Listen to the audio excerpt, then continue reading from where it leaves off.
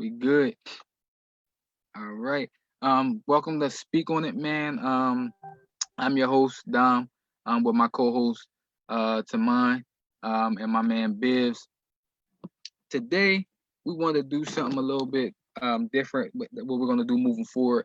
Is we're going to bring awareness to social topics that we feel as though that are important to us. So the first topic that we talked about today, or we discussed, is we want to bring a couple of black men that we feel as though that all black men should know. With us being black men and in America, I feel as though that is a topic that's relevant right now. And because we love Black history and we love our culture, we just did an in-depth study on a couple of people that we feel as though that you guys should know. So we pray that you bear with us, man. And if you like the show, share it, follow us on our YouTube and everything like that. But without further ado, we're gonna get started and dive right into it. Um, I'm gonna open it up with my man Taman. And he's gonna tell us about his first black man that he feels though that everybody should know about. Well, want to say welcome to everybody who's listening, tuning in. Thank you for your time. If you've been anywhere in the world, but you're here with us. Hey, One guy that I felt as though that should be talked about more is, I would say, Stokely Carmichael, aka Kwame Ture. Um, of course, we know him to be in the Black Panther Party. But just listening to a lot of his speeches and a lot of his evolution, so to speak, growing from being an activist in the '60s to being a spokesperson for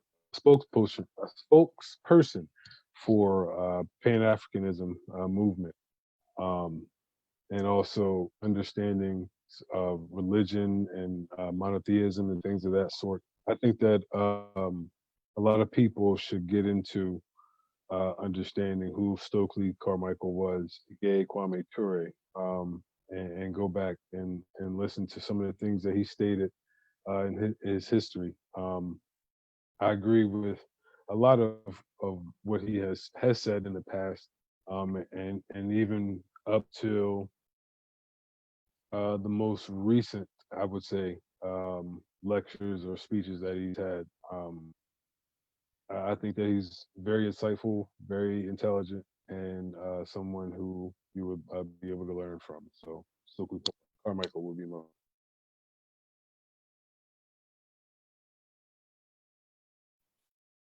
so and you say he did a lot of speeches and stuff like that. And what do you have, like, what field was he in? He was with the Black Panthers. Okay. Oh yeah, you did say that. You did say that the Yeah. Black Panther Party. Gotcha. Um, Gotcha. but when he changed over, I guess when he left the Black Panther Party, it's, I'm not going to say it's a mystery, but it's kind of I guess it was said that he knew a little too much as far as being in the Black Panther Party. And just a lot of his lectures in different colleges and things of that sort going on after that was very intriguing. So I felt as though that black men should tune into him or look back on him, I should say. Gotcha. Gotcha. Gotcha. I am taking notes. So if you see me looking down, man, at my phone or taking writing on my pad, man, I'm taking notes on all um the black men that's gonna be mentioned today. Because I feel as though that if we're gonna talk about them, um, and if it's important to my brothers, I feel though that then it's important to me to look these people up and do my history on these people, so that way I can be um, more knowledgeable on these folks. You know what I mean, and really appreciate what they've done for the history of the Black community. So, go ahead, Biv, if you want to go ahead and name your black man, your first black guy.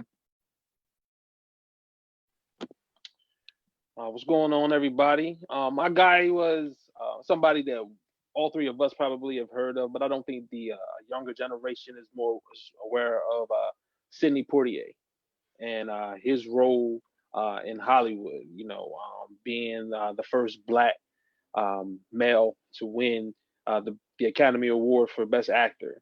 and the road that he paved, and the things that he had to go through and endure at that time, and to give way to a Denzel Washington or a Jamie Foxx, guys who now are huge stars, and guys who now people look up to and aspire to be.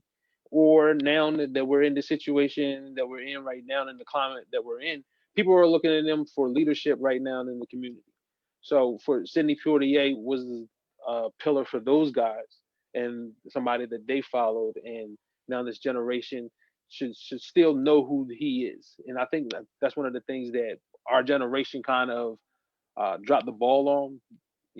We do not, pay homage enough to the people before us, and give the next generation the information that was given to us, that was handed down to us, as far as the pioneers that paved the way. And that's the reason why we're doing this platform here tonight.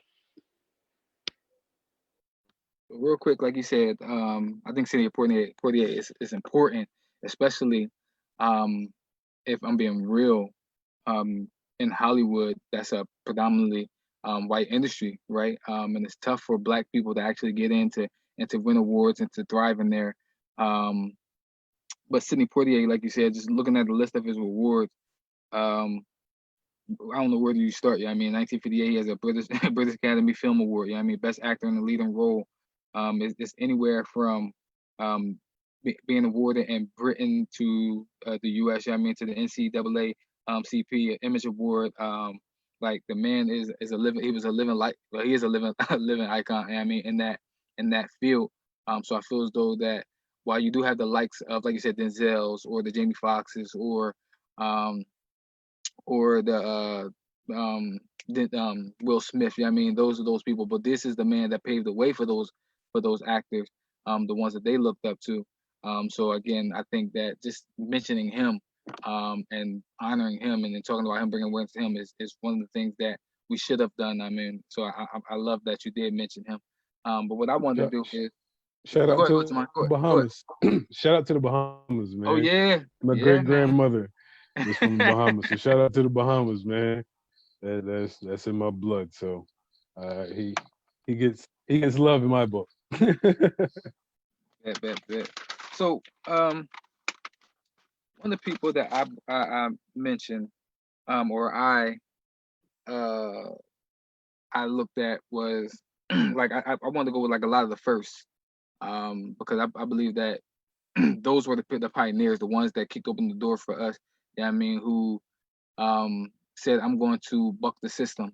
Yeah, I mean, I'm not going to um succumb to, I mean, white America or corporate America, whatever it is that you want to call it. I'm going to go and pave a way for our people.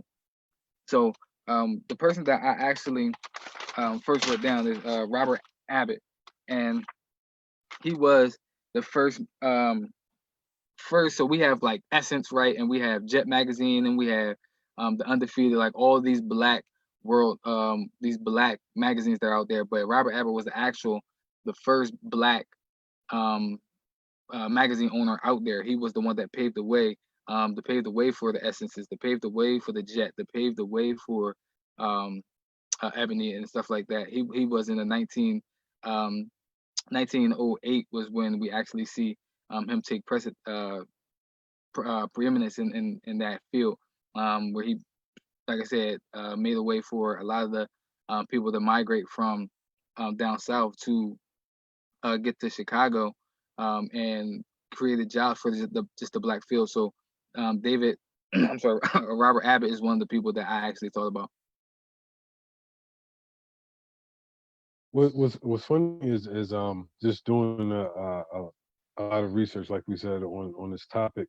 Um, you do see that a lot of black men thrived in that Reconstruction era, so to Hmm. speak, Yep. or that early 1900 period. Um, it definitely seemed like it was a thriving time for us as uh, black people. Yeah. Again, like I said, because I think it was like like industrial area. I mean, where you feel as though like there was a lot of mining and stuff like that. So it was a lot of, and then it was like I feel as though it was an in between where um like we're gonna see slavery be over. Yeah, I mean, so it was like an in between there where like they were free. Yeah, I mean, they were coming into their own. So, and again, we always been resourceful. We've always been real hands on and hard workers because that's what one slavery teach you do to you. I mean, makes you hard work. Yeah, I mean, makes you work hard. So I think that they took those skills and applied it to their own businesses. I mean, like you said, we see them thriving. Definitely agree. So, um, like I said, we're gonna keep it going, keep it rolling. If we wanted to go into like your next person tomorrow, we can do that. Okay. So my next person I would say is King Mansa Musa. Oh yeah, I love Um, it. King Mansa Musa was arguably the richest man ever in history. He was king of the ancient empire of Mali in West Africa. Um, took over 24 cities, including the infamous Timbuktu. Um, what's funny is that like when I was younger, I thought that was made up. I thought I send you to Timbuktu. I was like, man, that's. And then growing up, wow, that was actually a place. But one of the things that interested me about him is the fact that one of the imports that he had was gold and salt, right? And he had a voyage to Egypt, and it got to the point to where he handed out gold in Cairo, and he handed out so much gold that he affected the economy to the point to where gold, the value of gold went down and wrecked it in a matter of 10 years. That to me is said something. Um, so that would be somebody that I feel as though that us we should get to know and get to learn about a little bit more. So King Mansa Musa.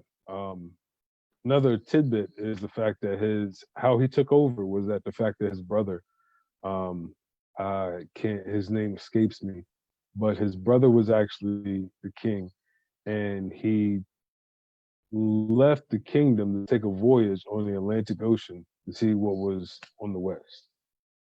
So that's how Mansa Musa became into power. I, But I yeah, that's love my number two. I do love the Mansa Musa um selection, right? And like you said, when people used to tell me about him, just him in general, like he's the first black, he's the richest king of all time, you know what I mean? And he's black, right? I always was like, man, get out of here, man. What are you talking about, man? Stop talking to me about these fictional characters. Um, my dude used to talk to me about him all the time, like, man, King Mansa Musa. And again, if people know anything about my background, right? I'm real biblical. I go things off I go off biblical teaching and stuff like that. So if the Bible didn't teach me about him, talk about him, so I'd be like, man, it's King Solomon. King Solomon is the richest man, yeah, I mean, of all time, yeah, I mean. But again, when you do your research and you study, and you start to understand that there were other people that aren't mentioned in the Bible. There were other people talked about that weren't mentioned. And you start doing your outside studies, and you see that King Mansa Musa is actually not a fictional, not a made up character. Yeah, I mean, he actually was a black man who thrived in his era, become to become the most powerful man in that era, or yeah, I mean, of all time. Um, you kind of is like eye opening. You know what I mean, and it's like amazing that a black man could thrive and become the richest man in America. No, not in America, in the world, brother. Well, in the world, right? In the This world, is yeah, in the world. I keep saying America, America, but yeah, the richest man in the world.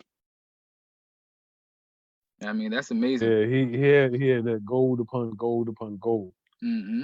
And the fact Yeah, that it wasn't even about the riches as well, just the fact that Timbuktu was labeled as one of the spots as far as libraries is concerned, where people would come and get their knowledge from different trades and traders and whatnot. That too, not just about his money, but that intrigued me as well.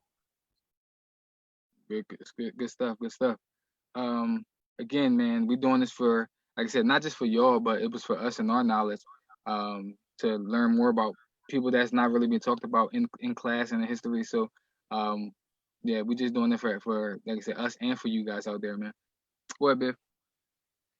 One of the periods of history that really intrigued me is the West and how the West was founded, and just the whole frontier after the Civil War and how people pushed out West. And one of the things that never really gets talked about is slaves and free slaves moving out west. And one of the guys that I found out in my research was Bass Reeves, who was the first black U.S. deputy marshal um, west of the Mississippi River. And growing up, I watched a lot of cowboy stuff, and everything you watched growing up, cowboys was white men.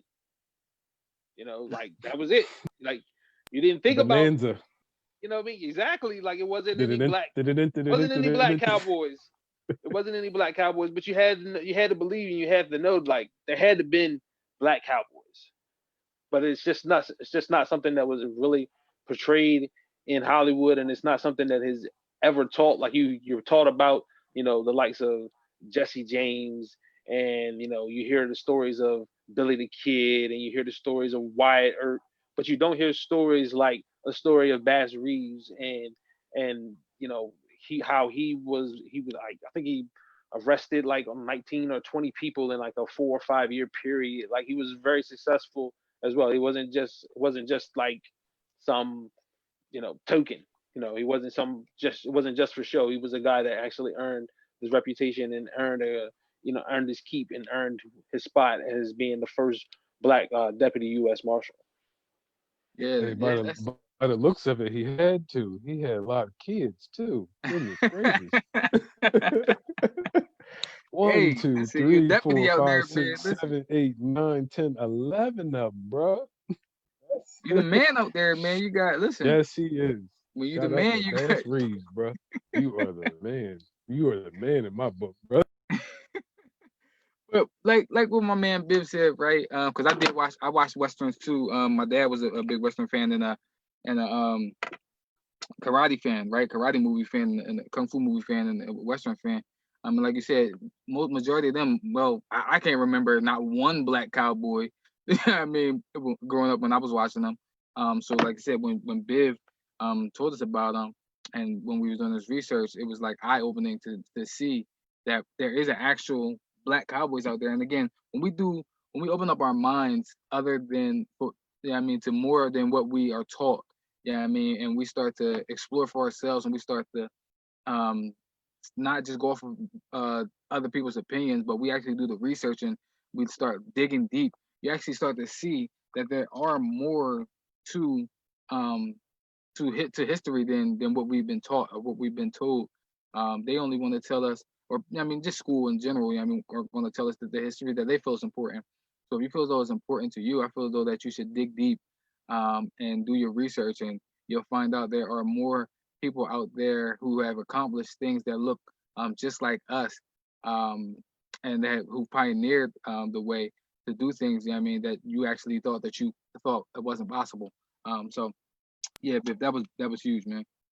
Hey, one of our viewers said, did y'all mention Gordon Parks?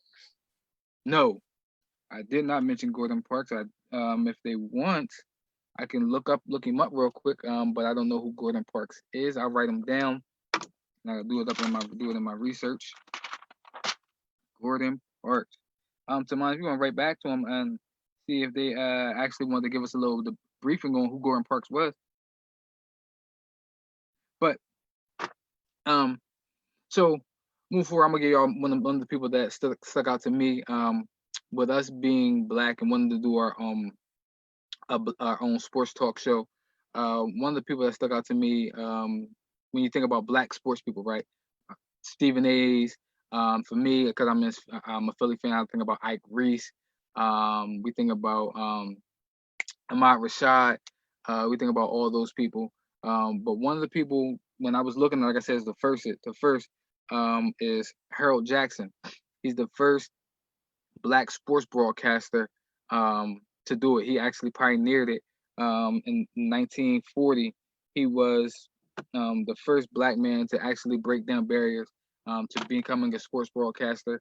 He did that in the WBLS outside of New York. And why I thought that was important is because I love sports, right? And I love talking about sports. I love everything sports, right? Looking them up. I love the history of them. I love the game. And for him to do that in the 1940s, when again we're talking about segregation, we're talking about racism. He's just another man that said, "I'm not going to allow this systematic racism to stop me." Right? I want to. I love sports. This is what I love doing, and I want to talk about it and get paid to do it. And he said that he took I mean his dream, I mean, it made a reality. And I feel as though that for me that is something that's honorable, and that's something that I commend, and that's something that I look up to. When if you want to do something, just go out and do it, and don't allow nobody to stop you. So Harold Jackson is one of the ones I wanted to bring awareness to, because like I said, I want to talk about sports, and I love talking about sports, and he was one of the reasons. He is one of the reasons that we're able to talk freely about sports. Hey man, listen, you know me, I love talking sports all day. So I mean, by the sounds of it, he's one of the ones that paved the way for guys like Stephen A. Smith. Hmm. Even though he started off in journalism, pretty much he's the face of black media as far as sports is concerned. Hmm. So him and Shannon Sharp, but but yeah, that is news to me. I never heard of him, but I'm not gonna say I never. Well, yeah, I never heard of him. Hey, like I said, that's why we're doing So the you can show, put right? me on exactly. That's why we're doing the show. I Um, say I say Stephen A is the face of ESPN. Hmm. yeah, he I He would say is. that too. He is the face of ESPN. If you think about, I think he has 3 or 4 shows on ESPN. He he does Sports Center at 6 o'clock. He got First Take. He got the Stephen A. Show, and he has something else. I mean, so like I said, he is the face of ESPN. Yeah, I mean, a black man is the face of ESPN, and paving the way for, like I said, guys, um, like us. Yeah, I mean, where we can just talk freely about sports. I mean, and as black men, Right and now, it's crazy. I'm gonna tell you before what's crazy about that is just thinking about at one point in time, a predominantly black sports. Well, back then it was probably predominantly white, but as we got older, right, and predominantly when they become predominantly black sports, where a black man could not talk, or wasn't able to talk about sports. You know what I mean, on the live. That's crazy, right? I mean, it just goes with the times. I mean, it's it took a long time for a lot of things. So I mean, Hmm. I'm glad that he was one of the ones that pushed through. You know what I Yeah. mean? So that way, that there was guys like Stuart A. Scott, like we talked about Stephen A. Smith. Hmm. Um, now our viewer said, let's see, what is Gordon Park is a Yeah, black Gordon Parks. photographer. Okay. Yeah, said some of his work is shown on the show Greenleaf during the opening credit. Okay. Gordon Parks, black Now flag. let me see, Gordon Parks. It looks like yes, he is a photographer. He had 4 kids, so he's a great father. NAACP Image Award winner. Um, excuse me. So he's actually one of the ones that developed films, creating the black exploitation genre, um, which it looks like, let's see, helped out the movie Shaft, which we all know is one of the biggest black exploitation films in a sense. Um, oh man, what is that reminds me of the one guy I just seen, Dolomite. Dolomite. Was it Dolomite? Eddie Murphy? Yeah. Yeah. That movie's funny. So shout out to Eddie Murphy, but shout out to the whole black exploitation genre, because it definitely kept the '70s going as far as movies is concerned. With having us as feature uh, uh, feature actors and feature actresses. So definitely appreciate you, Darius Nichols, for putting us on game to Gordon Park. Yes, sir. And again, if anybody who is viewing, right, who has people that you might not hear tonight, you know what I mean? Just go out and shout them out in the comment. You know what I mean? I want to learn. If it's men out there that you feel that I need to know about, just put them in the comments, right? So that way we can learn about them and maybe talk about them on another show, or you know what I mean, bring you on to talk about some of the black people that you feel that we should know about that we didn't mention. So yeah, just like you said, thank you, Darius Nichols, for commenting.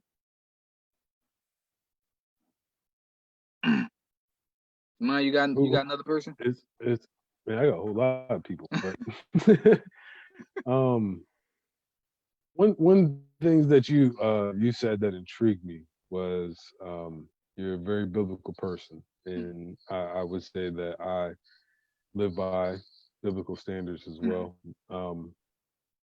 to a degree. Excellent, right?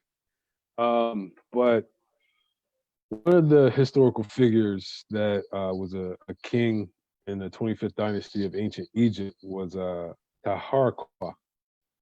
And what's interesting about that is that looking him up, I actually found him in Second Kings chapter 19, helping Mm, out King Hezekiah fight off the Assyrians. So I can go a lot of places with that, but it was very interesting to see that someone of historical quote unquote figures, you know what I mean, that was mentioned as one of the greatest kings that ancient Egypt or ancient Kemet, however you want to go, is called. In the Bible, it calls it as the king of Cush or Ethiopia. It's a lot of complexities to get to Ethiopia being Egypt. However, seeing this guy in the Bible really intrigued me because it all lets me know like okay where the Bible was at and how things transpired and how the Most High intervened by getting a king of the ancient Egypt or kingdom of Cush or however you want to go to help King Hezekiah, one of the famous Israelites, to win a war. So shout out I to him. think I think as we do more and more stuff like this, right, we'll actually start to see how the Bible and the things that we're studying correlate, right? Because like you said, when we study it, yeah, I mean, we'll start to see how history, and I think this is going to be another show, but history, the historical background of the Bible, you feel me? It doesn't always um like make sense or add up to what we've been taught, right? So I think that as we continuously do shows and we continuously um research and study, we'll see how um certain things that we look at or something that we research go correlate or go hand in hand or maybe debunk, yeah, I mean what we've been taught. Hey, it's a lot of things you just go on that journey of studying the Bible that you really get to see. Like if you go really in depth and see like its historical foundation and how, in a sense, to where when I was 11 years old, I was thinking Fantasyland, and then really actually growing up and as an adult understanding like this has some historical meaning as well. Hmm. Um, it really intrigues me even more. So It, it is funny because, like you said, we do. Some people do look at it as like it's just a book. You feel me? But it's actual, like you said, it's a historical book. So if you look at it from that perspective, where you're looking at it and reading it, like these people actually are actual people. I mean, so I think it's going to be a good. I think these things are going to be great. hey, hey, you, why you face like that? Who, me or Biff? No, Biv. Oh, What? I thought you want to say something. Oh, No, I'm muted, dude. Like I was getting ready to say oh, something, but oh, you start oh, oh. asking questions. I'm sorry. My apologies. My apologies. My apologies.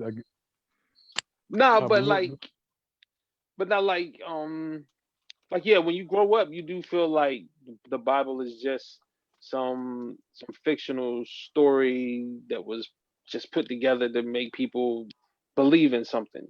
Mm-hmm. But then when you start to actually do your own research, you do see that this is really the history of a people. It's not, whether you want to say it's the history of Israel or the Israelites, it's the story, it's the history of a people to where you can trace bloodlines. Mm-hmm.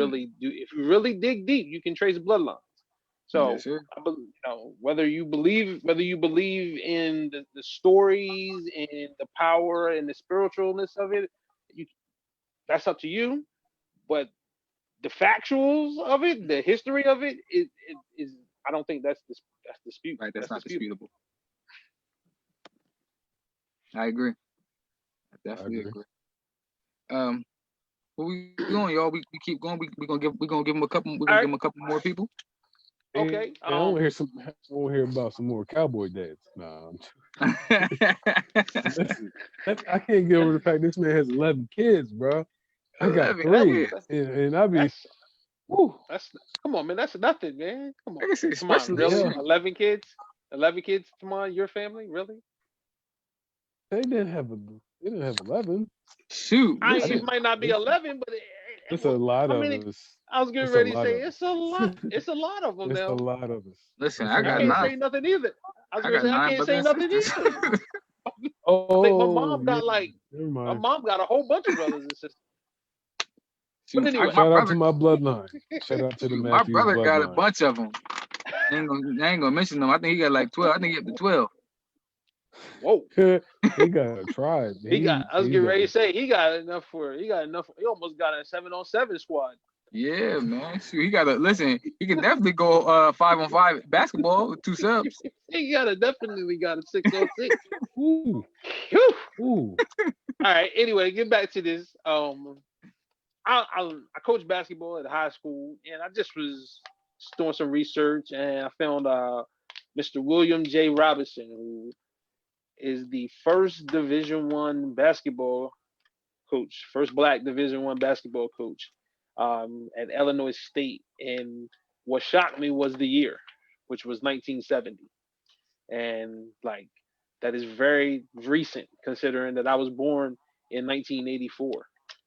And like to think that a sport, as you said, Dom, that was predominantly black, and at that time, you think in 1970, it was starting to turn to a predominantly black sport, and to think that finally a coach broke through, but it wasn't even at like what we consider now a major school. You know, like no one from we definitely no one from the SEC was going to open that door. But one of the things that also came about with this and just doing research was, and we talked about it was Chicago and the state of Illinois and how significant it's been in just progression. Because another first happened, uh, Buck O'Neill became the first black head coach in Major League Baseball, and it was for the Cubs, Mhm. Chicago, Illinois, and it was just something about that state, and it's something about the city of Chicago and its forward thinking. And then to think that the city of Chicago now is the prime example that racists want to use in terms of talking about black on black crime and how it it's out of control and it's more of a concern than the police brutality. They love to throw Chicago out there, and I just find that it's not ironic. It's no coincidence that a progressive city like Chicago, that has been historically great in its race relations. You think Fred Hampton and and things like that, and to now think that the city of Chicago is just their beacon of racism, to when they want to throw up black on black crime and try to paint us in a very bad picture. I think what you saying right is because coming from the South, right, where it was super racist, and going to the Midwest and stuff like that. I mean, it was like a safe haven. And then with like you said, what we see racism like followed it. Yeah, I mean, it went where it was a place for as a safe haven, and then racism followed them there.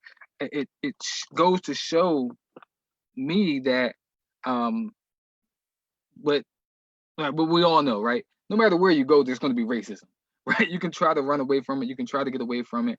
You can try to build um, you can try to build a safe place for blacks and stuff like that. But no matter where we go, we're gonna see racism. I mean, there's always gonna be people that don't like us, who hate us, right? So how do we deal with that and understand that it's gonna happen? You think there's racism in Africa? Yes, and I'll tell you why. Here's my Okay, here's no, Africa is a whole continent, so let's not go the whole continent. okay. Do you think I think in they found Nigeria? they came and took Africa. They came and took Africans and they find you anywhere. Let's let's not get into that. Let's not get into that. Do you think there's in Nigeria? Do you think there's racism? No, I don't think so. But I don't have.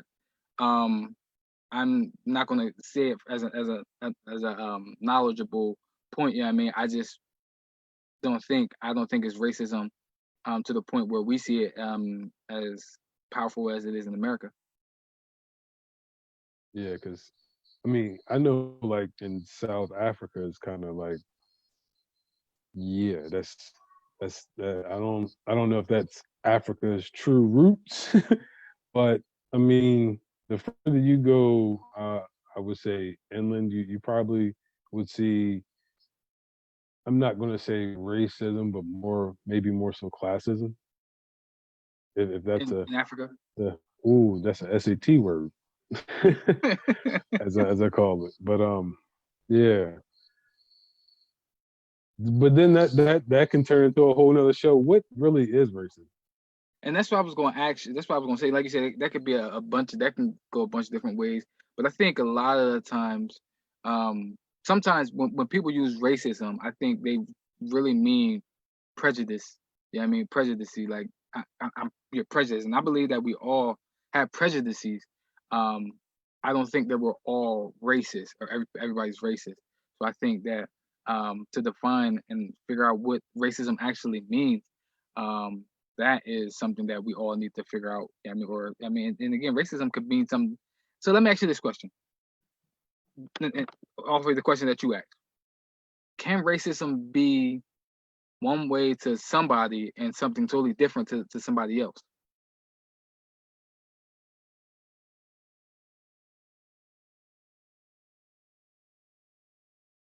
Yeah, go ahead, babe. And I don't know the answer. I don't. This I is was gonna all say, opinion. yeah, because everybody takes everything differently. You know what I Hmm. mean? Like, so like you can look up racism and you can have a definition for it, and but What you it looking at might my mean phone, something Biv? different. Either nah, but like for real, though, like you can like Webster can have a definition for it, but that doesn't mean that. And I feel that's what it is to me. You know, Hmm. and that might not mean what it is to somebody else just because their experience has been different. You know, and I think people like I see it all the time. Can black people be racist? Can black people be racist? Like I hear it all the time. Can black people be racist? And the question is, like, it depends on who you ask. You know, it Yeah. depends on who you ask. You know, and like, I for me, racism is about you feeling that you're more superior than me simply because of the color of my skin. That's what it is for me. It isn't enough, and you feeling like you're superior to me because of the color of my skin. So to me, that's what racism is. It might be something different for other people, but to me, that's what it is. I think like in the like what Biv said. I mean, the definition that has one definition, but everybody has their own definition of what racism is. And by definition, we as black people can't be racist. because the whole system, as far as race is concerned, was about putting us last in the first place. So, um, if you're talking about just the definition of Webster's definition of racism, no, we can't. We can't be racist. But I think that in the definition, we can be prejudiced. We definitely can prejudge. Um, but in certain situations, you can see to where there is also situations to where you see someone that looks like you in a certain position that you feel as though may have an attitude that's very similar to said racist, which you would feel racist. So you would feel like they were racist in a sense, and they're the same skin color. So I definitely understand what Bill is saying as far as that concerned. But in the definition of racism or racist, no, we can't be racist. So I'm glad, well, not glad, yeah, I mean, but I am glad that we did bring this topic up. But I asked y'all before the show, somebody that I was studying, should I mention him? And I feel like this is the perfect time to mention him, just to talk about, right? Um, and Anthony Johnson, right, the first black slave owner, or one of the first black slave owners. And one of the things that intrigued me about him is that it well, back then it was there was two, they were categorized in two different ways.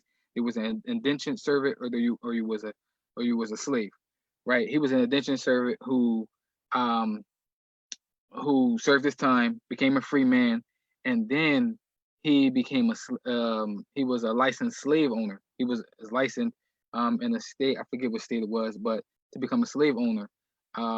So to me, I asked the question: do we feel as though that he was just being a product of his time and his environment, or is I mean, more of what we see, or some of the things that we see, which is wrong with our culture, our community, which is what we've been has been beat into us. Yeah, I mean, which is to hate your brother. Yeah, I mean, to hate somebody who looks just like you. I mean, so I don't know if you guys want to chime in on that, but I find that that was um, something that I thought that was like a wow moment. Yeah, I mean, like this was the first black man who had slaves. Yeah, I mean, coming out of a system that you came out of, right? You came out of slavery or an indentured server, whatever this you want to call them, and then to go back into, and actually he hunted people down.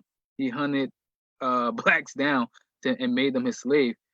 So Oh I no, feel as though oh, I was about to try to make an argument sort of for him, but after that, that just took everything. I tried to say maybe it was a business decision. Maybe he helped them out to where he had them as slaves and then he freed them like later on down the line or something like that. But you said he hunted them down. he hunted the dude down. That It was it another. was he racist?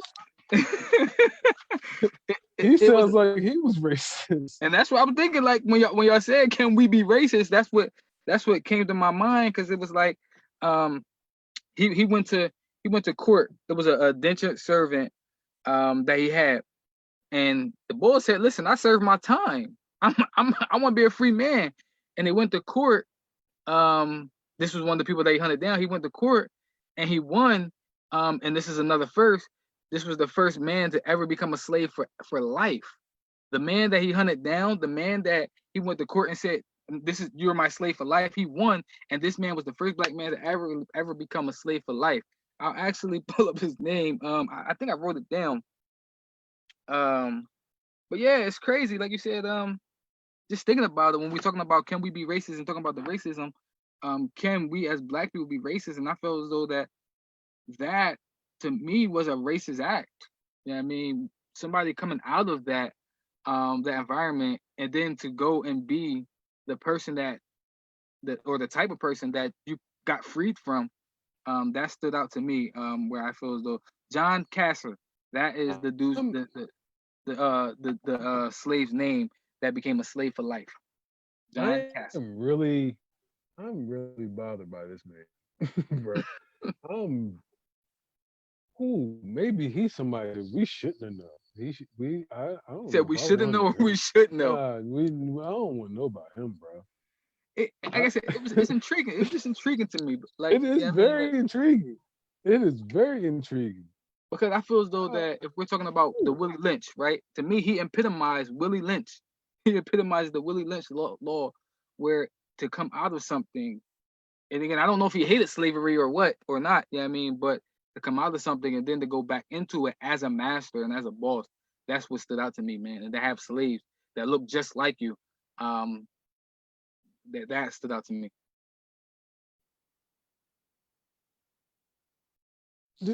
you guys anything to say? Please. Nah, Yeah, it's mine. that disturbed me, bro. That Man, really I mean, it's disturbed. No, so to me, it's no different than I know people always talk about the cartoon, Uncle Ruckus, whatever his name is from Boondocks. You know what I'm saying? Candace Owens, like that. Man, we always gonna have those. We always gonna have those types. Unfortunately, we always gonna have those types that are willing to sell out and do whatever it takes to get the approval of their oppressor. So I I I get that, bro. and I mean, then I and don't, to get but the I. approval of his oppressor at that point in time, that is what he had to do. Like now, So, all you got to do is say some pro Trump stuff, and you can get the approval of your oppressor. Back then, you had to own slaves to get the approval of your oppressor, or you had to be like Samuel Yeah, on Django. That's how you got the approval of your oppressor in that time. So we're always gonna have those types of people. It's just gonna change of how they get the approval of their master. the hunted thing somebody down, bro. when Biv just said something, He was not just okay. go ahead, Tamar, go ahead, Tamar. I'm thinking like okay, so me, Dwayne, and our friend Jeff Benson and CJ Scott, right? We all have this thinking when something comes to mind, it's a movie that comes to mind, right? Hmm. And the movie Life came to my mind, right? So I'm thinking,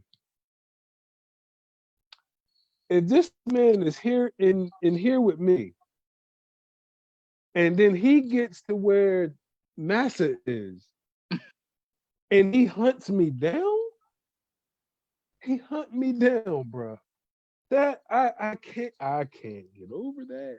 He said, I they can't get said, over that, just look at bro. this to my man story. He said, man, I served 7 years as an indentured servant. And they said, prior to that, I served 7 years before that.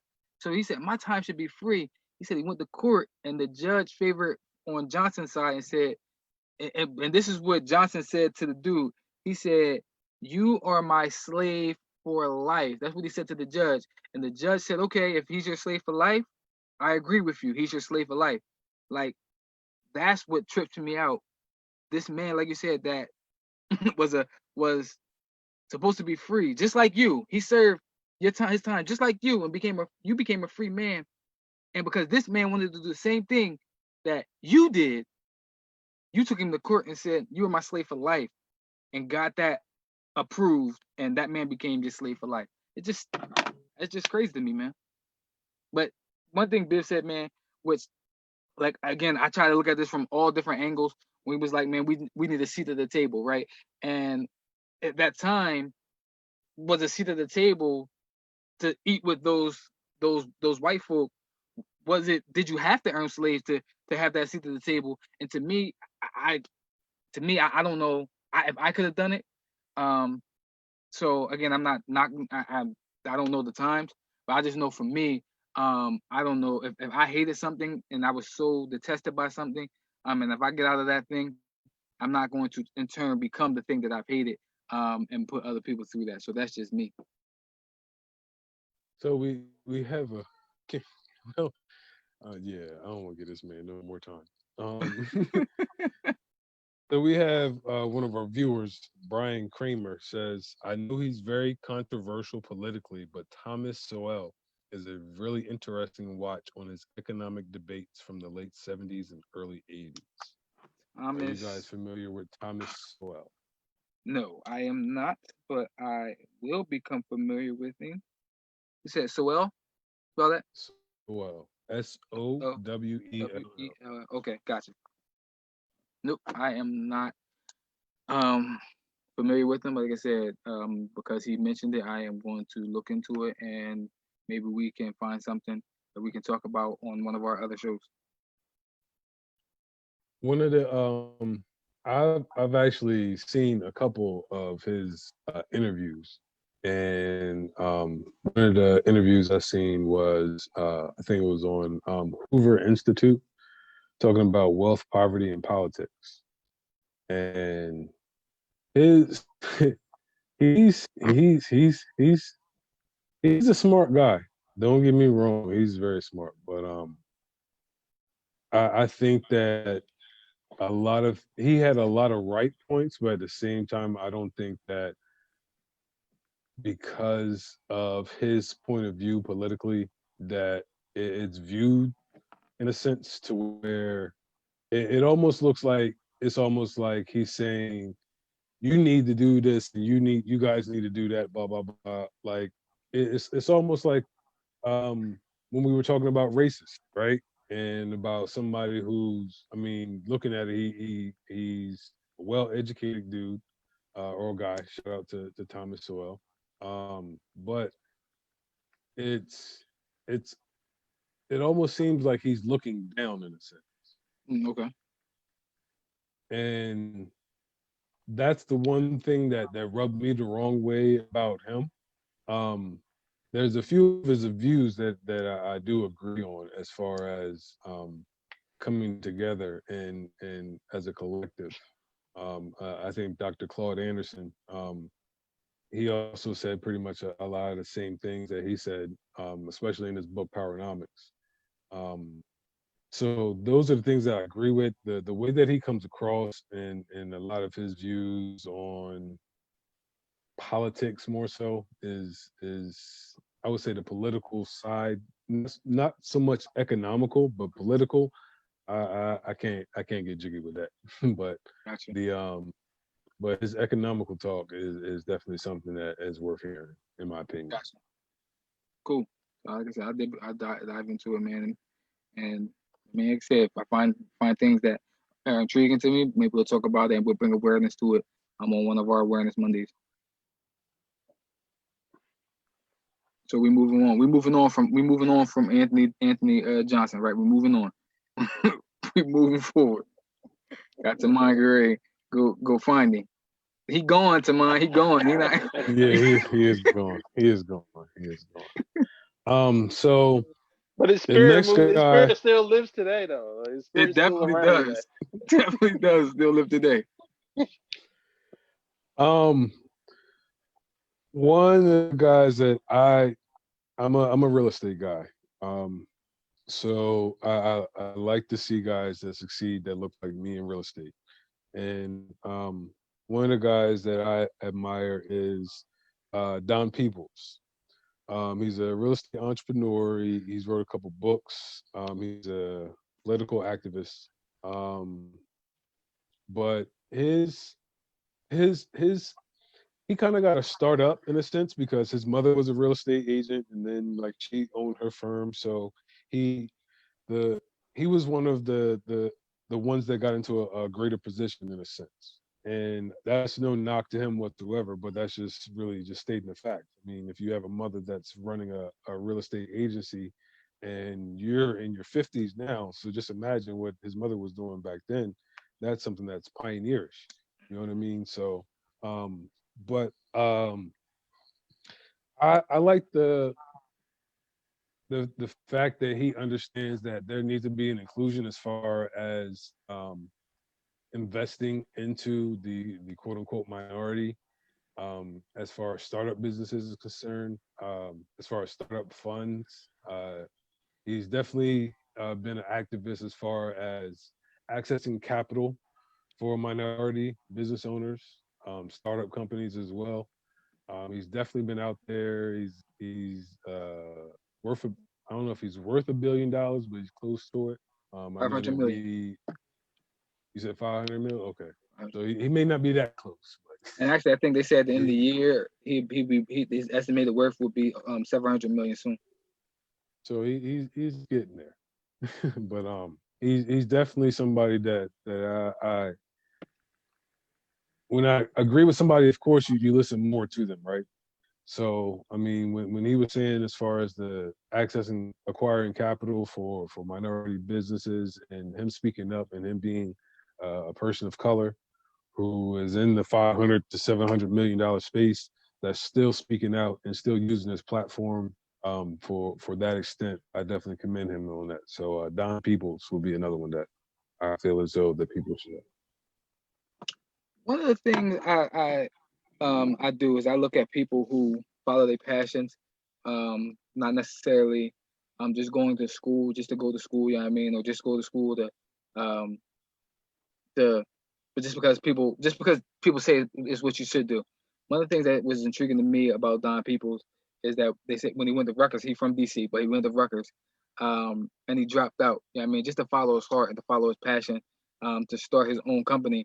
Um, I think it was at the age of 23 he started his real estate company, um, and I admired that because it takes guts to do that, especially in that time. I think it was around like 1979. I think it said when he did it, to drop out of school when everybody's talking to you and preaching to you. School is the way you do it, especially as a black man. School is what you do. School is how you get ahead. School um, is how you can be relevant and stuff like that. And to drop out and to follow his heart and to chase his passion and his dream. And now we look at him and we see this multi-millionaire, this mogul, this real estate mogul. That's one of the things that I admired him doing was actually to go against what everybody's or the popular belief was, which was go to school and to follow your heart and to chase your passion. So that's one of the things that stuck out to me about Don People. Shout out to the college dropout. No, I'm joking. Kanye But West, Kanye West, P Diddy, Puff. but Nah, but but if this is what you're I'll in say. school, don't drop out. But what I'll say about that, like to Taman's point, is I don't knock anybody for going to school. I think there are multiple ways to achieve success, um, and I think schooling and college is one way, and also chasing your heart and your passion is another way. For some people, chasing your heart and your passion is a 4 year, 6 year, 8 year degree. For others, yeah, I mean, it's doing what you're passionate about and what you've been passionate about at an early age, and doing and starting your own thing. So I don't think there's no right or wrong way to chase success or to chase your passions. But again, I just admire people who actually have the ability and who say I'm going to do it my way and I'm going to chase my passions regardless of um, regardless of what schooling level I have.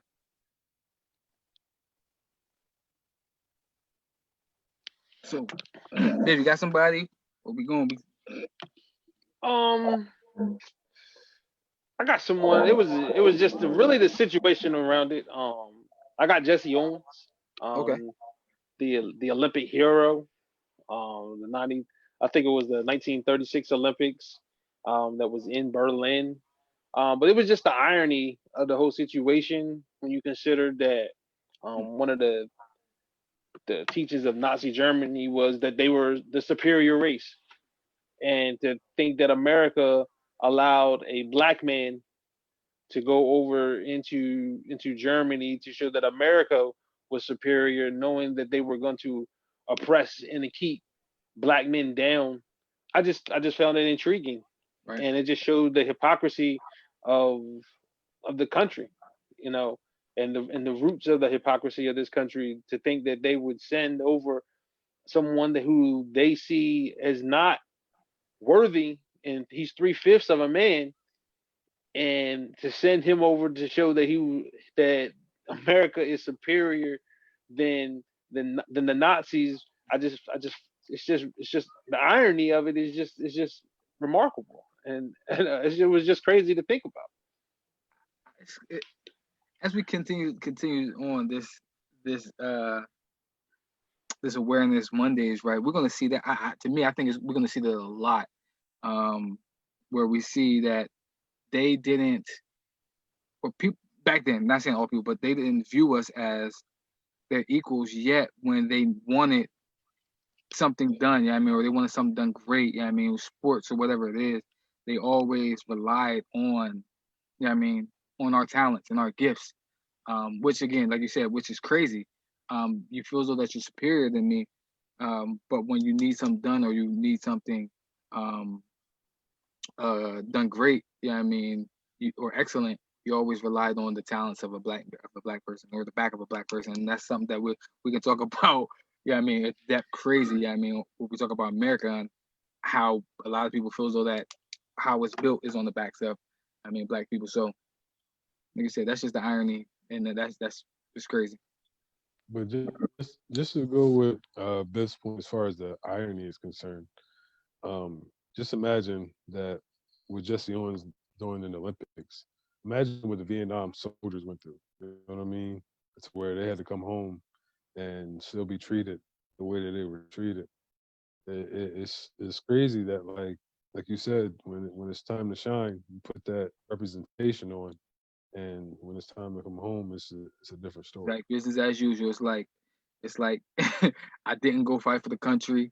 I didn't go go run. Yeah, I mean, and win this country a gold medal. Like it's like you are that same hated person. Yeah, I mean, when you get back, you feel me? It's like you go you want to seek the approval, but then you'll never get it. Yeah, I mean, and that's what it's like. Yeah, I mean, when you come home um, from fighting a war, or like you said, or win a gold medal, and you still treat it the same. That's just crazy to me.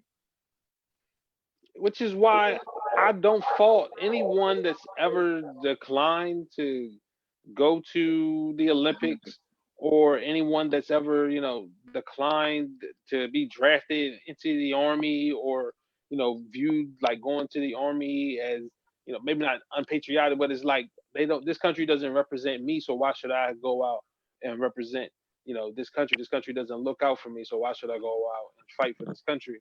Like I can understand anyone that has that viewpoint, and I wouldn't view them in any way as a traitor or unpatriotic in any way.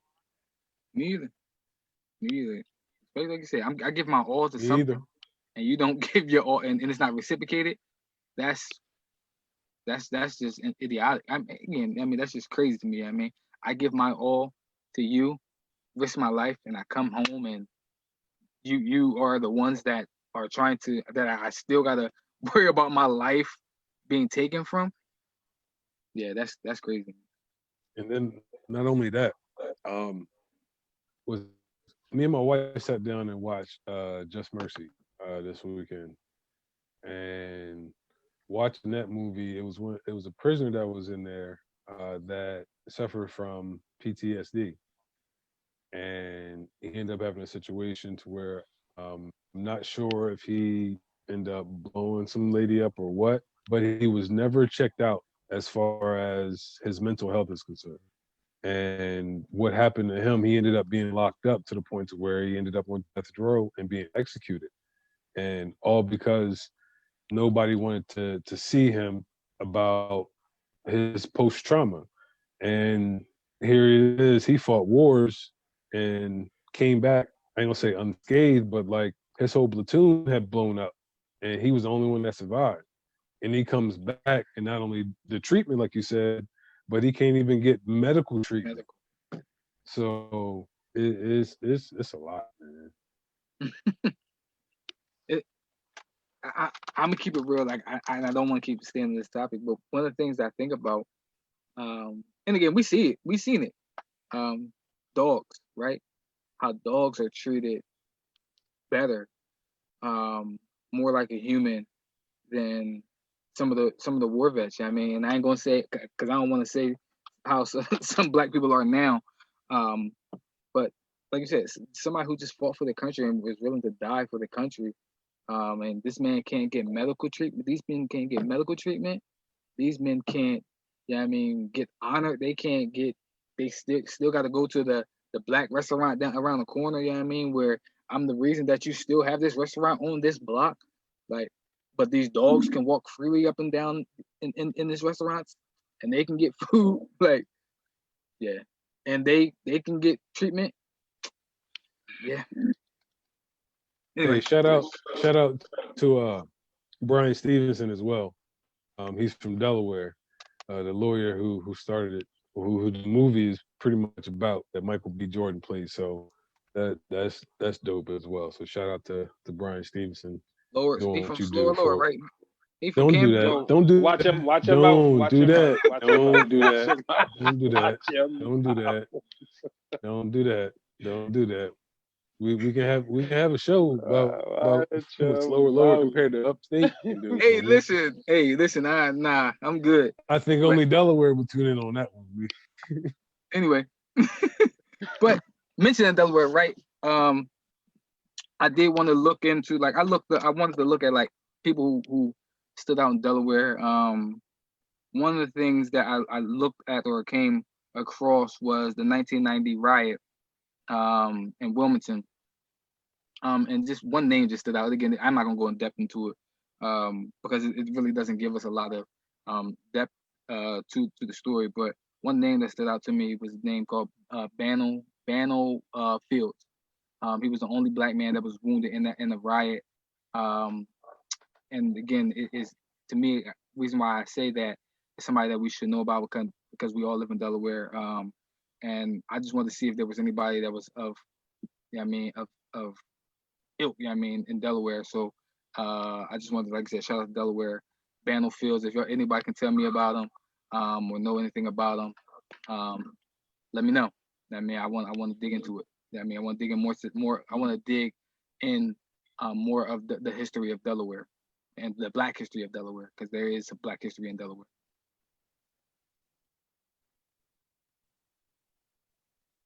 That was your person, or was that a mention? That was the name. Like I said, I wanted Oh, to do some of Delaware. His name's Bannell Fields. That was the only black man that I seen. I mean, when I looked up when I was doing the research, it just kept bringing up the 1990 riot. His name kept standing up, kept coming up. So, like I said, if anybody who knows of him, or anybody who, you know what I mean, is famous or people that we should know about Delaware, Black history in Delaware, let me know or let us know. You know what I mean, so that way I can dig into it. please do. Please do. Um, this guy I discovered in 2016, and it was on YouTube. It was late night, like 2:30 in the morning. Yeah, sometimes I have insomnia at night. Hey, So sometimes, you know what I mean, your mind be going, you can't sleep. You know what I mean? It don't matter. I'll be trying to put football games on, old football games on, go to sleep. It's not working. But there, you gotta read, hold man. on. I So read. so that's good though, brother. That's good. I'm proud of you, man. Because I mean, I know a lot of other people would choose different videos to watch and try to get to Yeah, sleep at 2:30 in the yeah. morning. You feel me? So that's what's up, bro. Proud of you. Nah, I mean, listen, man. It. I've some okay. Um, this will kind of tie into next week, but after what happened to me, I did a whole lot of soul searching, and a lot of insomnia nights. My wife can attest to. But Dr. Ben, Dr. Yosef Ben Yochanan, he's an American writer and historian. Um, one of the things that intrigued me was that he has a lecture on YouTube. Well, not a lecture, but he did a Jewish rabbi. Um, I think the rabbi's name was Arthur something or whatever.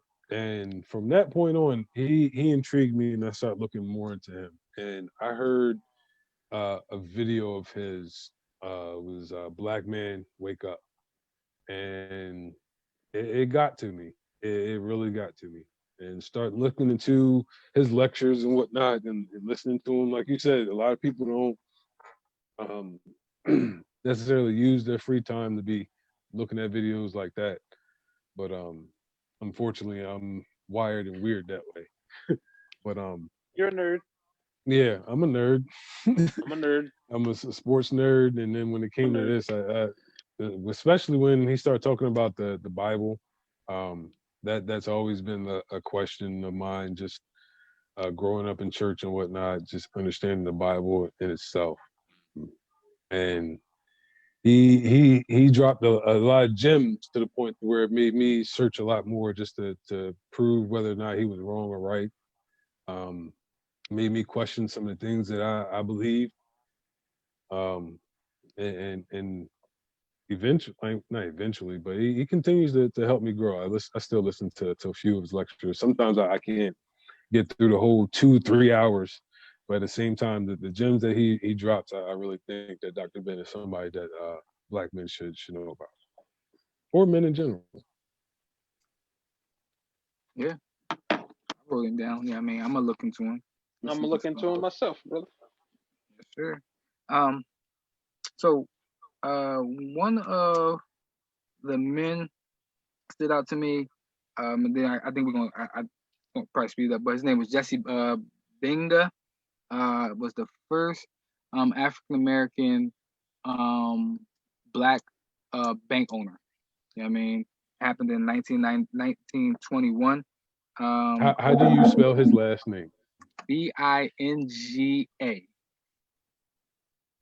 Why did bingo come in my head? Bingo NGO. and bingo was his name. Mo.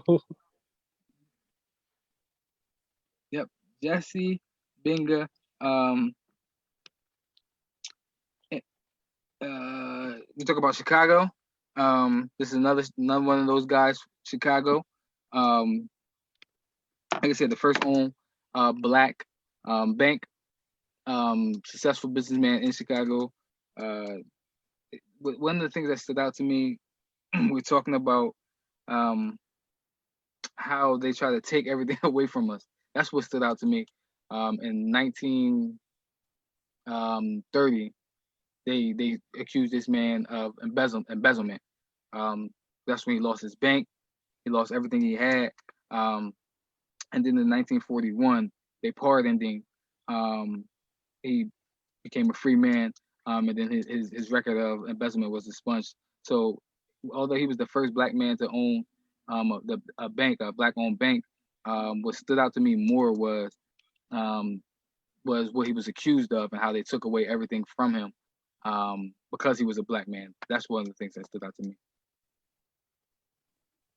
I just pulled him up, and the aftermath. It said that on his release from prison, he was given a $15 a week job as a janitor Hmm. at a church, and that's what he did for the rest of his life, bro. Went from being the first owned black man, black bank man, and I mean, he was a wealthy man. So like you said, they took everything from him. Wow. And he said he getting out, like you said, as a janitor, had to go live with his nephew for the rest of his life, and that was his life, from being this world renowned man or this big time man in the community to nothing, a janitor. So,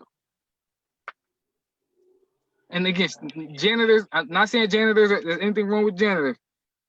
Hey, shout out to all the janitors. My grandfather was a janitor. He had his own janitorial business, Mr. Willie. So shout out to all the janitors. We love y'all. Yes, but yeah, that was one of the ones that stood out to me. That's crazy, man. That's it's crazy, but it's not shocking. It's not surprising, and it's not a story that we haven't heard before. It's just a different name. Just like I said, just and again, we a lot of the things that we're gonna talk about is probably just gonna you're gonna hear redundant. You know what I mean? It's just like Biff said, just different names, Yep. same same Same story. story, different a different name. One of my favorite ones, man, I'm probably gonna talk about is like you said, is same story, different name. Different name. Different name. Talking about Jesus. Yeah. Jesus? No, it's not Jesus. Oh, Not Jesus. I would have talked about Jesus, but everybody knows. Everybody knows who he is. Oh, okay. Stupid. Oh man. Oh, it's my turn. You want to talk about other great black men? Talking about Jesus? Yeah, again, I would have talked about Jesus. No. Everybody Dwayne, go ahead. Dwayne, go ahead. You get ready to start. You get ready to start a real argument. Word. Even the black saints might want to argue with you about that one, but No. no, he's not. I see him every day in my church. Anyway, I'm gonna stop. Anyway. Stop. We're not there yet. That will definitely be a topic on another show, though. We just lost like 10 viewers. No, we didn't. No, we didn't. Don't do that. Come back.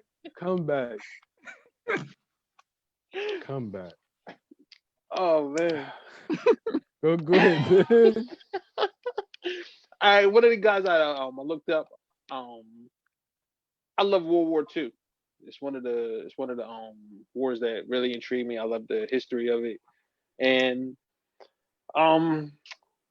what's crazy is World War II did not honor any African Americans as far as the Medal of Honor until the Clinton administration in the 90s. Wow. And it was only 10 that they honored. And of those 10, only one man, Mr. Vernon Baker, was alive to even receive the honor of the Medal of Honor of fighting in a war that was well over, 40 years prior. Closer to, well, actually over 50 years prior. This was the 90s that they finally received the Medal of Honor for serving in World War II. And again, we were talking about that just a minute ago, the fact that these guys were going over, risking their lives, and then coming back and dealing with segregation and Jim Crow, you know. And just to think that, a lot of guys came back from World War II and only 10 of them received the Medal of Honor, and only one of them was alive at the time to even receive it was even crazier to me. As you were speaking, one thing that stuck out to me is what I was watching on SportsCenter today, or ESPN. And Stephen A. was talking about how they try to prop up all these black historical figures, or these black people that, did stuff for America after their time, right? So he was talking about Muhammad Ali, how Muhammad Ali was praised for not going to war to fight a black or white man's war, as he said, but they said when he did it, when they praised him, his boxing career was over. He had Parkinson's disease, so it was basically a shell of himself. Somebody else they brought up, they deified Malcolm X right after he was dead. They deified Martin Luther King after he was dead. And it's like you said, like Biv said, it's just the same story. No matter who it is, the same story. These Vietnam vets, they honored these people. But they're all dead except one. So it's crazy to stand out. These things keep standing out to me, is that it's a history and it's a pattern of the same thing. Now, one of the things they did say is, like I said, with Colin Kaepernick, it's good that Colin Kaepernick is actually seeing he's still alive and young, to where they can deify him for what he's done. So we'll see if that happens, but I'm just seeing a pattern. It seems like that's always the pattern. I'm pretty sure that Muhammad Ali wasn't the most beloved man when he said that he wasn't going to the war when he got drafted, and when he sat there in front of those guys and said, "My name is not Cassius Clay, my name is Muhammad Ali." I don't think that he. Of course, now I think that now it. Of course, we say it's a new generation, and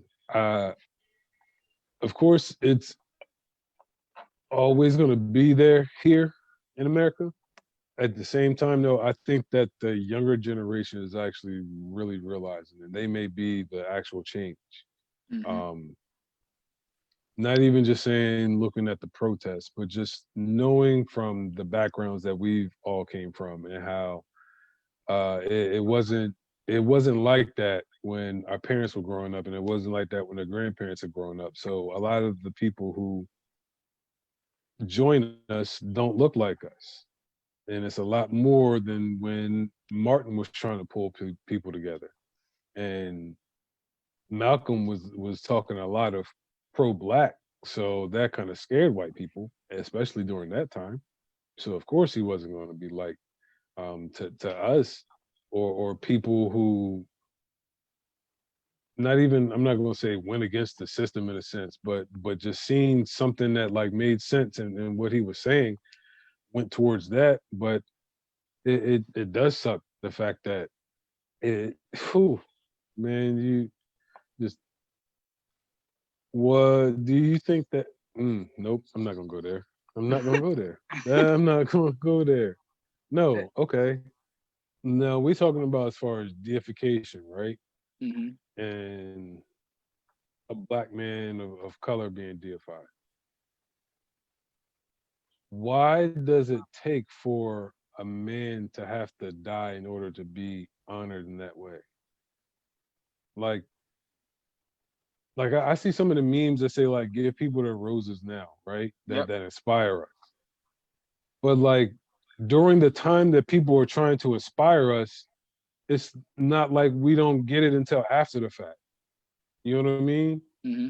Like it's to me, it seems like that. It seems like that's the pattern.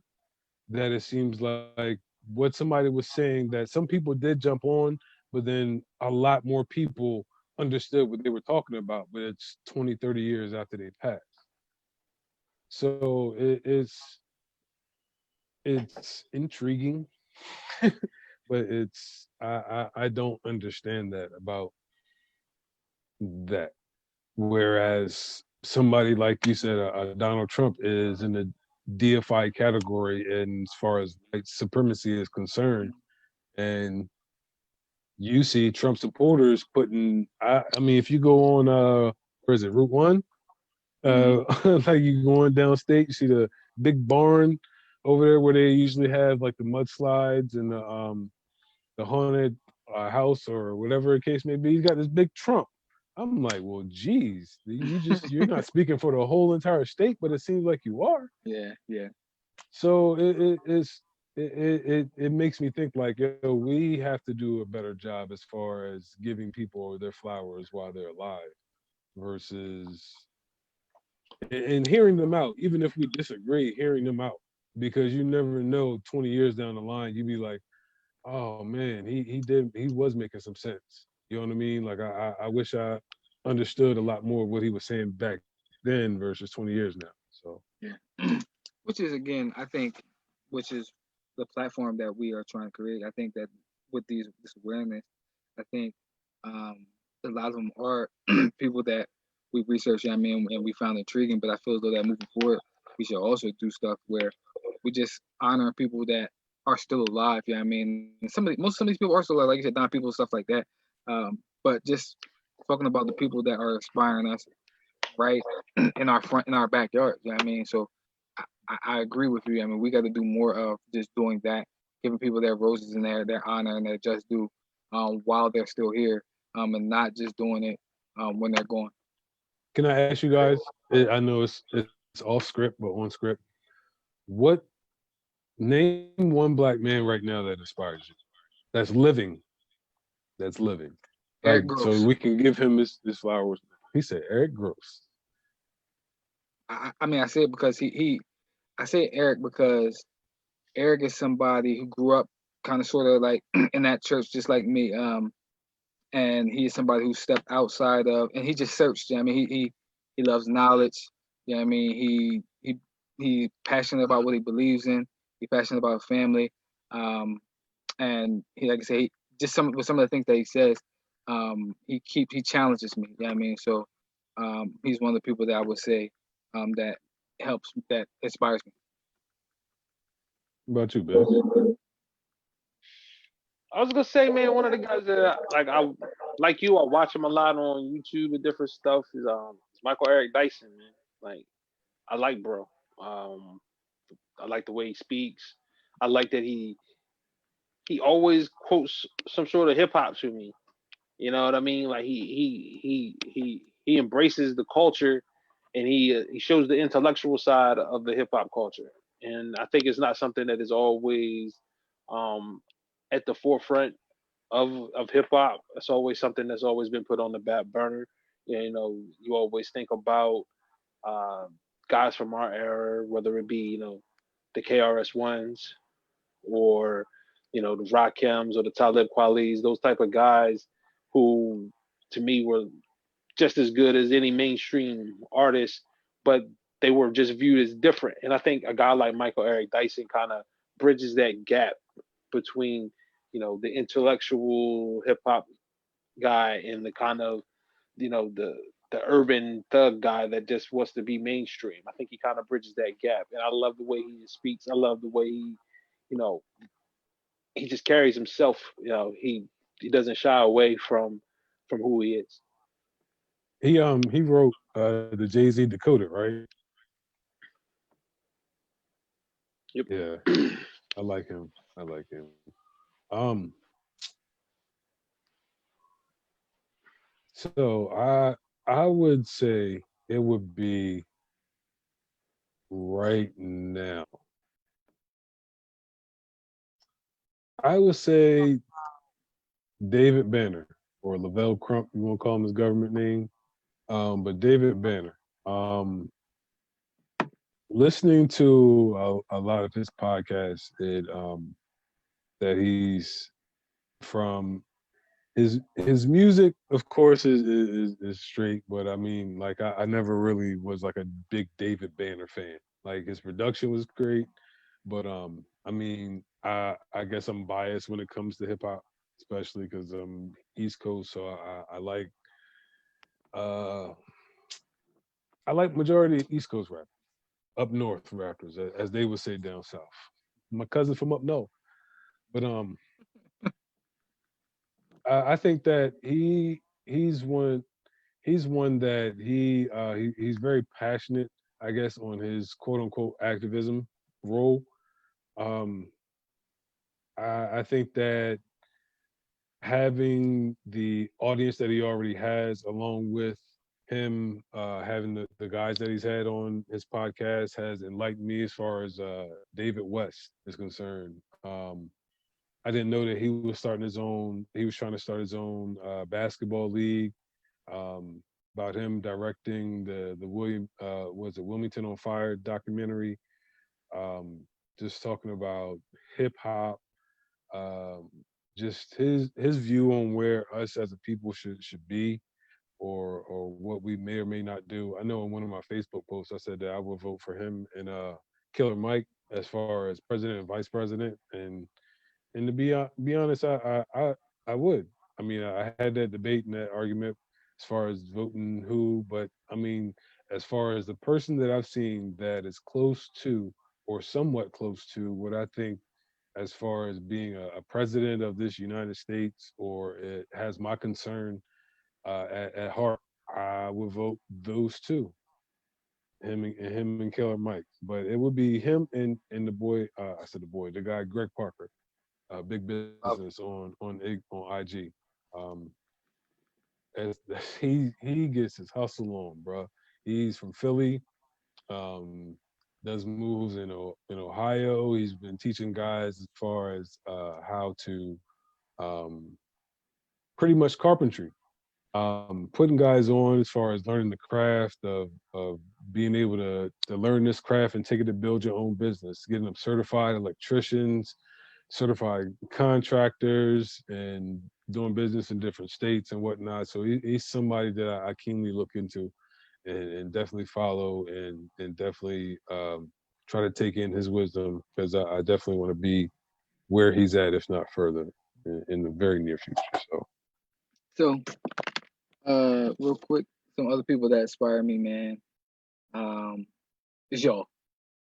Y'all inspire me, man. Especially like I said, just being able to dig deep, especially with this topic. Um, that inspires me. I mean, to be want to be better, to want to dig deeper, to want to learn more. So, like I said, touching on the topic, y'all also inspire me. Wait a minute, I missed that. I can't say it I again. missed that. No, it sounded like it was. So, what happened? Nah, No, don't do that. I said y'all. Yeah, I mean, y'all inspire me. Y'all inspire me to want to get better, to want to be more Oh, knowledgeable. ditto, Um, brother. you know what I mean, just to get better. So, not some of y'all, not some of y'all basketball opinions. You know what I mean, but um, Hey, if you want to keep it all the way, Bean, I've been admiring my friends since they've been my friends. To be quite honest, from athletics to schooling to, I mean, a lot. I mean, and I'm talking about Dwayne and my guy Jeff and my guy Charles Jamal. Um, I mean, just growing up, you know what I mean. They inspired me just and pushed me, whether they know it or not. As far as school is concerned, I know that I did not finish, and my guy Jeff that did not want to go to college is on his way to a doctorate degree. Shout out to Jeff. I, they inspired me to learn more, to want to be more, to grow. And I mean, so I definitely, I'm not leaving you out, Dom. I'm just hey, saying, listen, just, I know you listen. just You've been keeping rocking it a with them for a beam. You know long what I time. mean? They've been rocking Yeah. with them for a minute. But like you said, go back to what I said earlier. Like there's more than one. There's more than one way to knowledge. You know what I mean? So he went and got his doctorate. You know what I mean? But you're really knowledgeable in the things that you're passionate about. You know what I mean? Which is one of the reasons why I mean I admire you, inspire me because you're super passionate about the things that you're passionate about. I'm And gonna I just love say that. ditto. I'm gonna I just say got you. ditto. I got you. I got you, brother. Um, but again, like I said, getting a little late in the show, so I wanted to go ahead and knock out a come like we ain't got to go into all of them, but go into depth with all of them. But I wanted to throw out a couple more names that I had out there. Alan Macon Bawley was the first black lawyer and judge. Um, Charles He didn't Spalding. chase nobody down, did he? I'm Nah, sorry. nah, he ain't chase nobody down. He had to run. He had to run from a couple people, but he ain't chase nobody down. But that story, his story, I mean, when you get a chance, man, look into that because that story is interesting.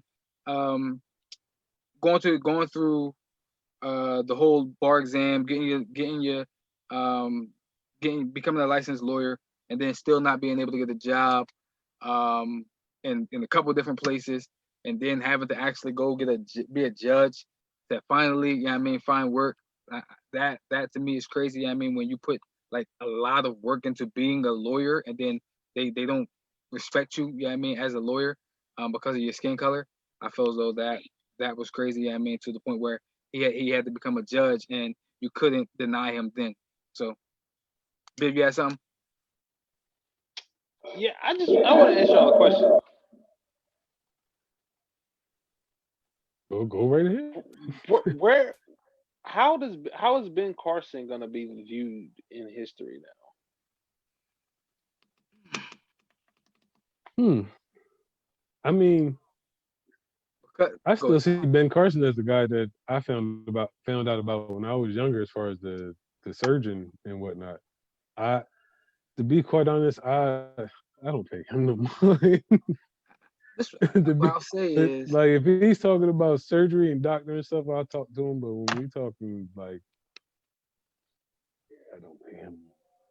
if it was before Obama, yeah, I mean, I think maybe he would have had something. I mean, that we would view him in a different light. But because Obama was president, yeah, I mean, the first black president, I feel like Ben Carson, to me, I don't think he's going to be viewed.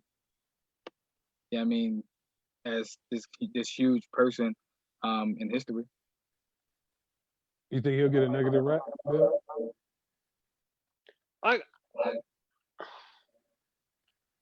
I I don't know how a lot of people are gonna view him anymore. You know what I mean? Like here's a guy who like changed the course of history in a positive way early in his life, and then was a part of a change in history for most people in a negative way. For most people in a negative way, you know what I mean? Later in his life, like I guess I'm asking like is will his connection to the Trump administration overshadow his career as a surgeon And in Yes. history? that begs another question. Like how does black people view black Republicans? Well, I think that's a whole nother. I think that's a That's another whole nother show. show. I feel like that's a whole nother show. But um, to answer Bib's question, I feel as though that his connection to the Trump administration will overshadow his surgical career. And again, I think it's based off of who you ask. You know what I mean? If you're asking a Trump supporter, they're gonna take all of it. You know what I mean? But if you ask Oh yeah. somebody who's not a Trump supporter, all they're gonna view Ben Carson as is that if I'm being real, they're gonna say a house or you know what I mean, or uncle. Like if we just being real, right? That's how they view him. Yeah. But technically, he So is a house. Uh, I I see, he is in the White I House. I felt like I played uh, being an independent and not being associated with a party. Because I try to look at things objectively, to be quite honest. Because just politics in a whole is that's another show. Another show. But um, I'm not gonna say you can't take away what he did as far as the positive effect. I mean, but then it's almost like do you choose that because he's one of us and still claim that, or do you take the fact that him being associated?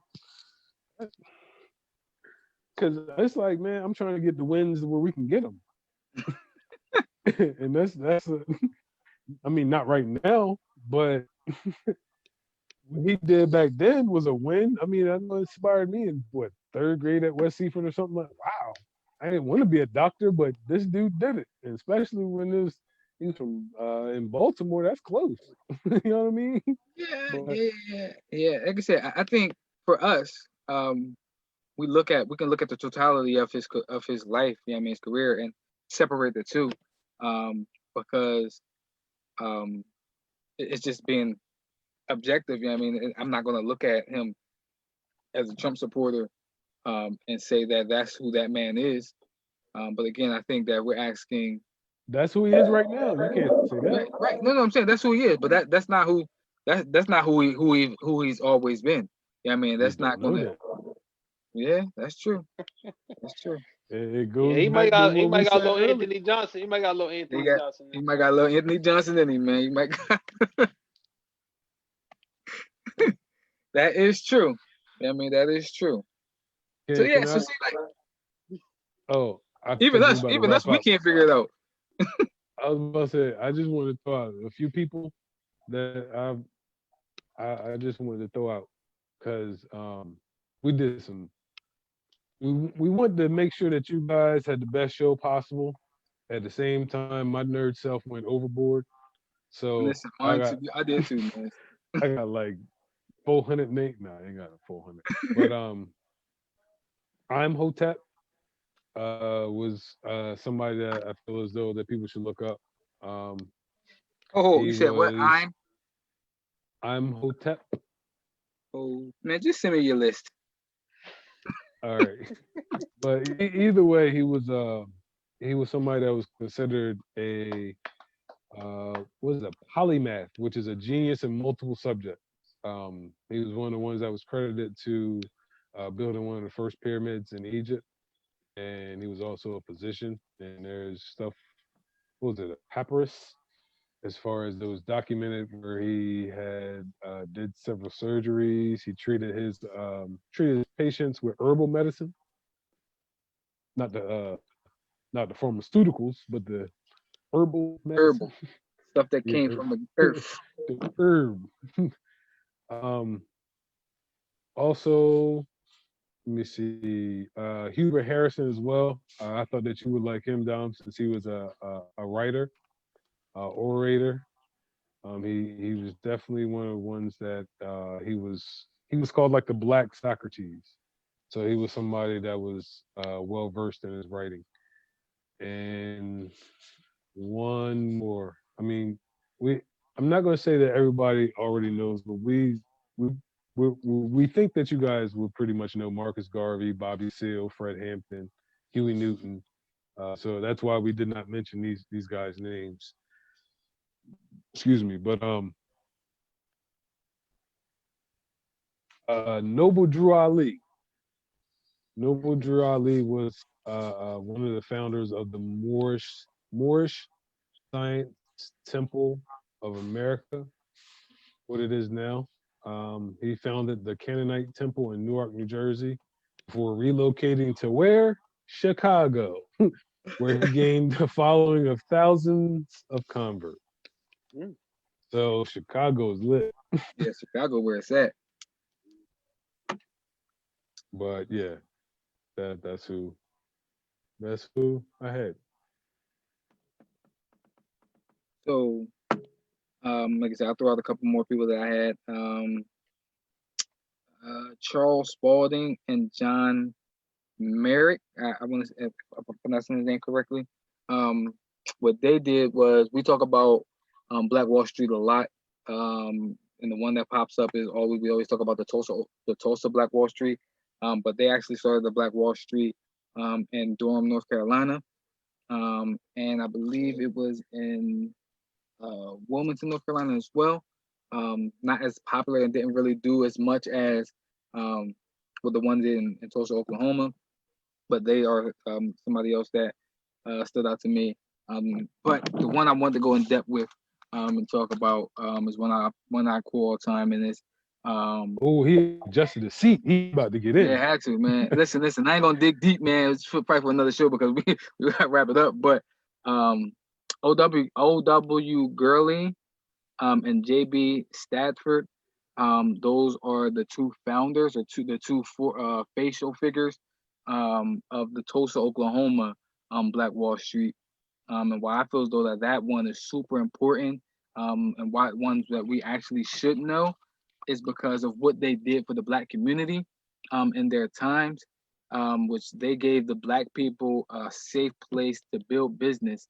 They gave them a safe place to come and I mean to grow um, as a community, just exclusively dealing with Black people. If you was a physician, if you was a real estate agent, if you was um, a health insurer, whatever it was, a hotel. They had hotels in there. They had barber shops. Whatever you were known, whatever your craft was, and you wanted to become big, that's what they did. They gave you that platform to be that person, and to be the best that you can be, in Tulsa, Oklahoma until 1921, where we talk about hate. It was a race crime. They call it the race massacre. They came in and they totally destroyed what the Black community have built in Tulsa, Oklahoma.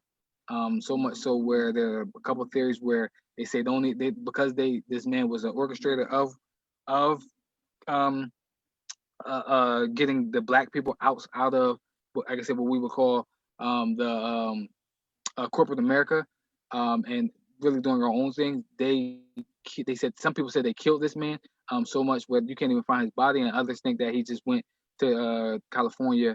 I'm talking about O.W. Gurley to California to reinvent himself, but um, just the That's hate. Todd Gurley people. Yeah, that's Ty Gurley Peoples. Shout out to Ty. But yeah, yeah, that stood out to me because here was some people that here was people that was trying to yeah, I mean, further the progress of the black community, and for it to get torn down and blown up like that, I feel as though that we talk about the Black Wall Street a lot, but we don't really pay homage to the founders of the ones that did it. Hey man, I listen. I ain't got nothing else to say. Y'all have educated me. Shout out to the listeners and the viewers for the interactions. We definitely appreciate it for schooling us, to some people as well. Yes, Um, sir. I definitely appreciate you guys. I definitely appreciate Bass Reeves. No, was it Bass Reeves that had 11 kids? Bass Reeves had Shout the out to 11 Yes, Bass kids. Bass Reeves, bro. Reeves. That boy, Bass listen, Reeves, you are a bad man in my book, bro. All day long, you was doing your thing with 11 of them. Shout out to listen. you, brother. Horses Black wasn't the only fathers. thing that horses wasn't the only bonds he was smacking, huh? We- what did you just say? I said horses wasn't the only thing he was saddling, huh? You had to On that ask, huh? note, on that note, You had to ask. on that, I didn't hear him clearly. I didn't hear him clearly. So now on that note, now I turned PG-13, bro. Oh shoot! Sorry, y'all. You got kids watching. Trying to educate the kids. You talking about saddling up. Mm. Oh shoot! All right, man. Ah. But anyway, we're gonna wrap this show up. Anybody got final thoughts? Um, like I said before, I appreciate you guys schooling me on what you guys schooled me on. Um,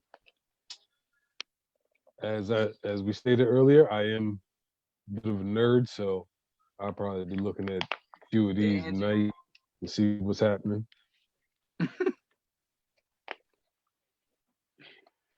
Oh yeah, definitely. Like you said,